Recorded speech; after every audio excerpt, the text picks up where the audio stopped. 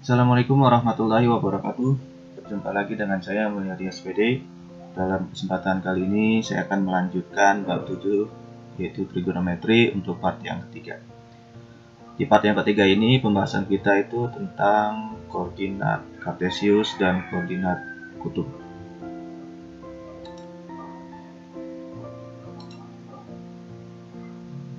Materi yang ketiga, hubungan koordinat kartesius dan koordinat kutub.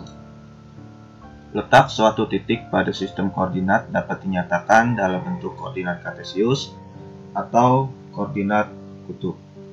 Ya, jadi selama ini kita tahu bahwa titik itu digambarkan hanya dalam koordinat kartesius. Ya, karena koordinat kartesius ini sudah dipelajari di tingkat SD, kemudian tingkat SMP juga sudah belajar, kemudian di SMK juga sudah belajar. Nah, sebenarnya ada satu lagi koordinat untuk menggambarkan titik, yaitu koordinat kutub. Jadi selain koordinat kartesius, ada juga koordinat kutub. Nah, bagaimana bentuknya masing-masing? Seperti ini. Ini untuk yang pertama, ini adalah koordinat kartesius. Biasanya kalau koordinat kartesius, itu cirinya atau simbolnya itu biasa menggunakan sumbu X dan sumbu Y. Kemudian jika ada titik di sini, misalkan titik B, maka koordinatnya adalah X, Y. Ya, jadi X, Y. Kalau misalkan X-nya 2, kemudian Y-nya 1, ya berarti 2,1. Nah, seperti itulah untuk koordinat kartesius. Nah, bagaimana dengan koordinat kutub? Nah, untuk koordinat kutub bentuknya seperti ini. Ya, dia tidak ada sumbu X atau Y, tetapi dia R dan alfa derajat. Nah, jadi titiknya sama di sini kan, titiknya sama, titik B, tetapi dinyatakan dengan R, alfa.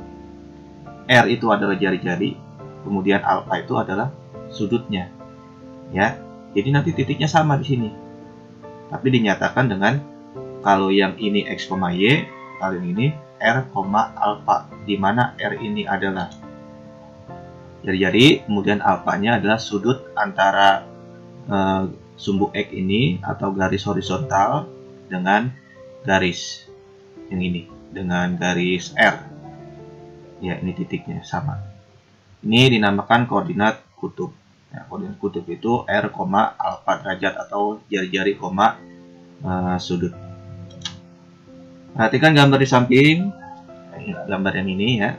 Titik B pada koordinat kartesius dinyatakan dengan B dalam kurung X, Y, dengan X disebut absis dan Y disebut ordinat.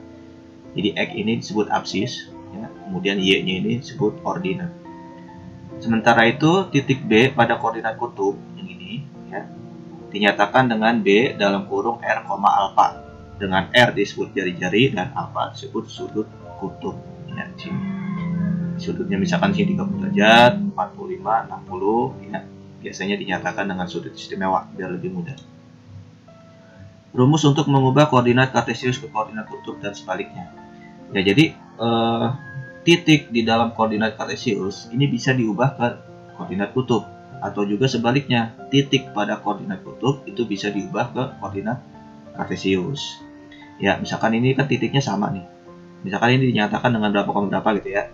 Nah, nanti di sini bisa diubah ke dalam koordinat kutub dengan titik yang sama.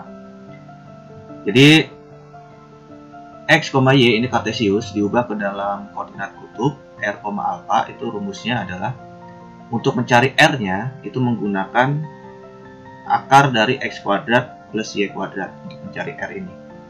Kemudian untuk mencari alfanya kita berpedoman pada tangan alfa itu sama dengan Y per X.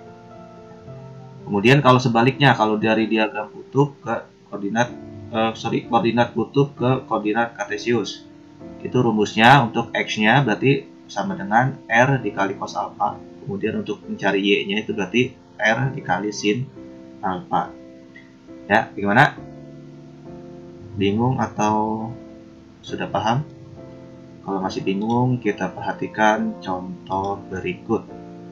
Contoh yang pertama, ubahlah titik A, titiknya itu akar 3,1 ke dalam koordinat kutub.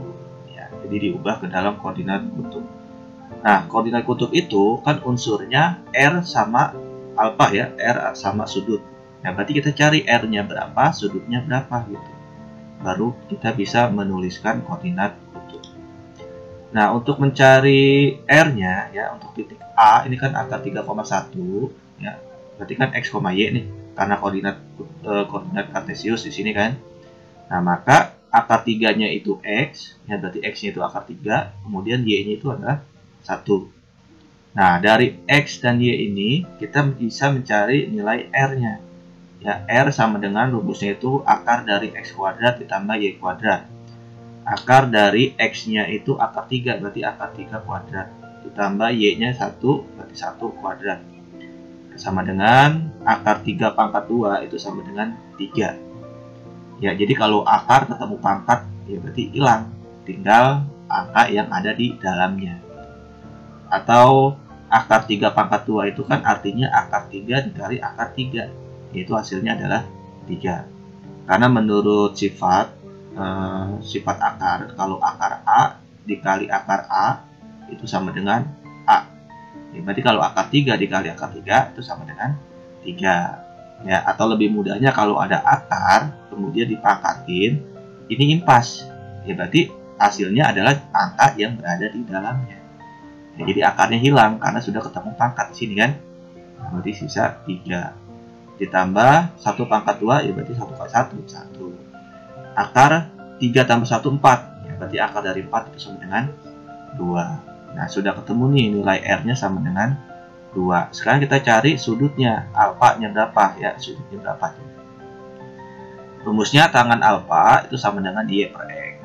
Ya, sama dengan Y-nya 1, ya, kemudian X-nya akar 3. Jadi tangan alfa itu sama dengan 1 per akar 3. Nah, sekarang kita rasionalkan nih. Ya, jadi kalau di bawah itu kan tidak boleh bentuk akar. Jadi kita rasionalkan dengan cara kita kalikan dengan akar yang sama. Kalian tentunya masih ingat kan semester 1 bab yang pertama tentang merasionalkan bentuk akar. Kalau kalian lupa silahkan dibuka lagi nanti ya materinya. Jadi kalau kita merasionalkan bentuk akar, kalau isinya akar 3 berarti dengan mengalikan dengan akar 3 atau akar yang sama. Kalau di sini akar 3 ya berarti dikali akar 3. Atasnya juga dikali akar 3. Sekarang kita kalikan 1 dikali akar 3 itu sama dengan akar 3. Akar 3 dikali akar 3 itu sama dengan 3. Ya, akar 3 per 3 ini kan 1 nih. Kalau depannya nggak ada angkanya kan berarti 1 ya. Harusnya kan 1 akar 3 gitu kan. Nah, 1 per 3 akar 3. Jadi akar 3 per 3 ini bisa kita tuliskan menjadi 1 per 3 akar 3. Nah, tangan alfa sama dengan 1 per 3 akar 3. Nah, sekarang kalian lihat di tabel. Kira-kira tangan sudut berapa yang hasilnya 1 per 3 akar 3. Nah, kalau kalian nggak tahu atau belum hafal, silahkan lihat di tabel ya. Cari sudut berapa tuh yang tangannya hasilnya sepertiga akar 3. Ya, yaitu tangan 30. Nah, berarti alfanya atau sudutnya itu sama dengan 30 derajat. R-nya sudah ketemu 2, sudutnya sudah ketemu 30 derajat, maka titik A-nya itu menjadi 2,30 derajat. Ya, jadi awalnya titik A itu dalam koordinat kartesius akar 3,1. Nah, jika diubah ke dalam koordinat kutub menjadi A dalam kurung 2,30 derajat. Nah, jadi seperti itu untuk mengubah dari koordinat kartesius ke dalam koordinat kutub. Kita lanjut contoh yang kedua. Ini masih sama ya, dari kartesius ke kutub. Ubahlah titik B 2,2 akar 3 ke dalam koordinat kutub. Ya, langkah pertama sama, tinggal kita tentukan nilai X dan Y-nya. Karena titiknya 2,2 akar 3 itu artinya X-nya 2. Ya, kalau X itu yang depan kan, X-nya 2, kemudian koma Y. Y-nya kan di belakang nih, 2 akar 3. Nah, berarti langkah pertama kita cari nilai R-nya. R sama dengan akar dari X kuadrat plus Y kuadrat. Akar dari X-nya kan 2 ya, berarti 2 kuadrat. Ditambah Y-nya kan 2 akar 3, berarti 2 akar 3 kuadrat. 2 kuadrat itu kan 2 kali 2, berarti 4 kan. Ditambah 2 akar 3, 2 akar 3 pangkat 2 itu sama dengan 12. Nah, dari mana nih? Angkanya seperti ini ya. Yang pertama 2 kita pangkatin 2 itu kan 4. Kemudian akar 3 kita pangkatin 2 kan 3. Nah, 4 dikali 3. Nah, jadi 12 gitu. Ya, jadi kita pangkatin satu-satu. Yang 2 dipangkatin 2, akar 3 dipangkatin 2, terus kita kali deh. Jadi 12. Saya ulang ya. 2 akar 3 pangkat 2 itu yang pertama, 2 pangkat 2 itu sama dengan 4. Ya, kita ingetin ya 4. Kemudian akar 3 pangkat 2 berarti 3. Ya, karena akar 3 pangkat 2 kan akar 3 kali akar 3 itu sama dengan 3. Nah, 4 dikali 3 sama dengan 12.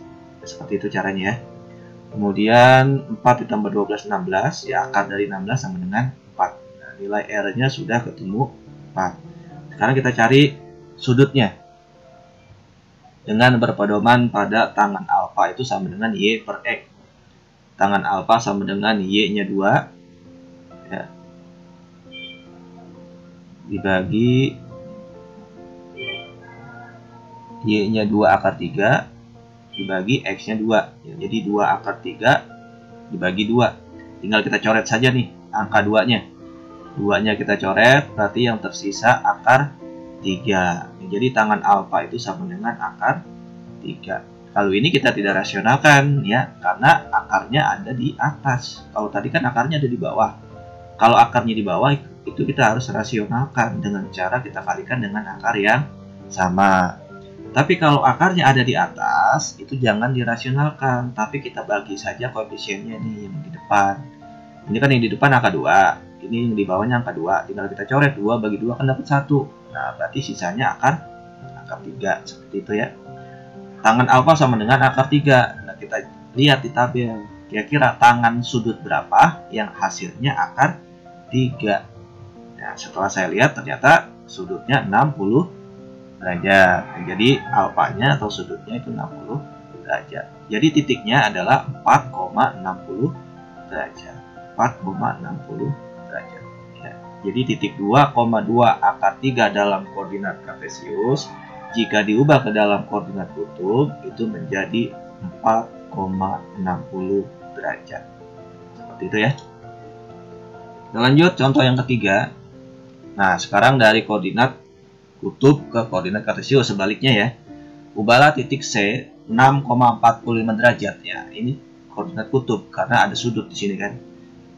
Ini R-nya, ini sudutnya, berarti ini koordinat kutub. Ubahlah ke dalam koordinat kartesius. Nah, langkahnya kalau sudutnya titiknya C 6,45 derajat ya, itu kan R, alfa derajat. Maka R-nya 6 ya, R-nya 6, kemudian alfanya 45 derajat. R-nya 6 ya, dari sini ya, R-nya 6, kemudian alfanya 45 derajat. Kita tulis R sama dengan 6, alfa sama dengan 45 derajat. Jadi yang diketahuinya kita tulis. Nah, karena ini mengubah ke dalam koordinat kartesius, maka kita harus mencari nilai X dan Y. Karena koordinat kartesius itu titiknya X, Y. Nah, kita cari yang pertama X-nya dulu. X sama dengan rumusnya adalah R dikali dengan cos alfa. R-nya 6 ya, kita tulis 6 dikali cos alfa. Alfanya 45 derajat, berarti cos 45 derajat. 6 dikali cos 45 derajat itu sama dengan setengah akar 2. Ya, kalau kalian yang belum hafal, silakan lihat di tabel sudut istimewa. Tapi seharusnya itu kalian harus hafal ya. Jadi nanti tidak usah lihat tabel lagi. Jadi kalau untuk khusus sudut istimewa yang berada di kuadran 1 itu kalian wajib hafal karena kalian sudah SMK gitu. Cos 45 itu setengah akar 2. Kita tinggal kalikan. 6 dikali setengah itu 3. Ya, 3 dikali akar 2 berarti 3 akar 2. Jadi X-nya 3 akar 2. Sekarang kita cari nilai Y-nya. Y itu sama dengan R dikali sin alfa. R-nya 6, sin alfanya 45 derajat. 6 dikali sin 45 itu setengah akar 2. Nah, kebetulan kalau sudutnya 45 derajat, antara cos dengan sin itu nilainya sama ya, sama-sama setengah akar 2. Kemudian kita kalikan, 6 dikali setengah itu 3, 3 kali akar 2 ya berarti 3 akar 2. Nah, jadi titik C dalam koordinat kutub itu 6,45 derajat jika diubah ke dalam koordinat kartesius berarti menjadi 3 akar 2, 3 akar 2. Ya, titiknya sudah berubah menjadi koordinat kartesius. Oke, untuk contoh yang keempat atau yang terakhir, ubahlah titik D 8,30 derajat ke dalam koordinat kartesius. Ya, ini dari koordinat kutub ke koordinat kartesius. Kita tulis dulu yang diketahuinya ya, berarti R-nya 8, kemudian alfanya 30 derajat. Kita cari nilai X dulu. X sama dengan R dikali cos alfa. R-nya 8, ya, dikali cos alfanya 30, berarti cos 30. 8 dikali cos 30 itu setengah akar 3. 8 dikali setengah 4, 4 dikali akar 3 sama dengan 4 akar 3. Nilai X-nya sudah ketemu 4 akar 3. Kemudian kita cari nilai Y-nya.